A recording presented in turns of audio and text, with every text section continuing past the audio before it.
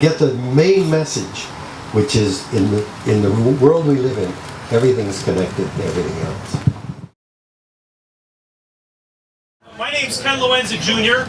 I'm one of the people that have been partnering with many people in this community that are going to be recognized today for their wonderful contributions to the grand opening of the Canvas Campus.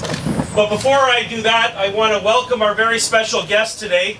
For those that have had the opportunity today to see Dr. David Suzuki, Melina Massimo Lubican, and Sam Harrison today at the Windsor Family Credit Union Center today. Talking to young people, without question today those people were inspired. We used to say think globally and act locally, and I went around saying that a lot. But what I found was for most people when they think globally on an issue like climate change, it's like, oh my God, it's so huge, and I'm insignificant. What difference does it make? And what I find is that where you feel a sense of accomplishment and hope is when you get focused on the local issue. You can see actual effects of what you're doing. So I think locally and act locally to have a hope of being effective globally. And then I really wish that today that the people that are here could have had a chance to see at 1:30 this afternoon. We had a school from Peel in. We had 65 kids that had a chance to spend 45 minutes of quality time talking about the environment, about their concerns, but also about what they can do in the future and how they can start networking with people throughout the country. Just a small token of our appreciation, a banner of our community, and a few pens, and just to remember your little visit to Tecumseh. So many times we'll dump knowledge into young people, especially about climate change. We'll go, and I often joke that I bum kids out for a living when I give talks, because it can be really depressing. But what we're not that good at is giving them the tools to actually fight.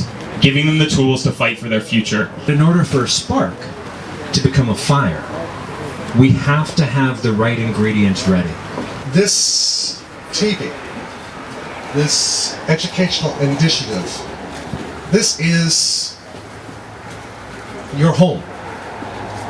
We envision this as your home and a home for the community and many communities.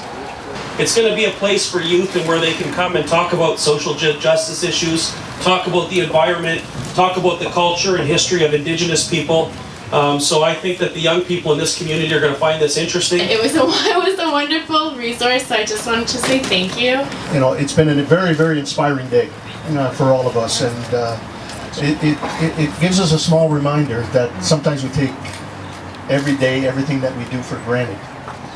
I listened attentively to this young man, and he's wiser beyond his years. There's actually something said by a BC politician, Bob Simpson, who's an independent, which is in Bill Clinton's campaign, it's the economy, stupid, which is like a line. But he said, it should actually be, it's the ecology, stupid, because we can adapt our economy to be whatever we want it to, but we can't adapt our ecology. It was, first of all, this young man talked about engaging the leaders in the community, politicians. And you were absolutely right, because one thing that really gets attention is when handwritten letters come to the politicians. This kind of happened like 2 years ago, but I just wanted to know what are your thoughts on the Canadian government pulling out of the Kyoto Protocol? I don't think Canadians realize the extent to which we have become totally marginalized in the discussions about this. I mean, it's really embarrassing. And Canada at one time had pretensions at being a green leader. So we have Wake Up Canada that's building till May 30th. And what we're talking with Ken about is coming back to do deep and intensive trainings with high school students who've been a part of the build-up to May 30th, to give them the leadership skills, to give them the organizing training and the capacity training so that they can be the leaders of today in this community, in this province, and in this country. I think we're not going to, there's a huge battle now going on to rediscovering our place and how we live on the planet.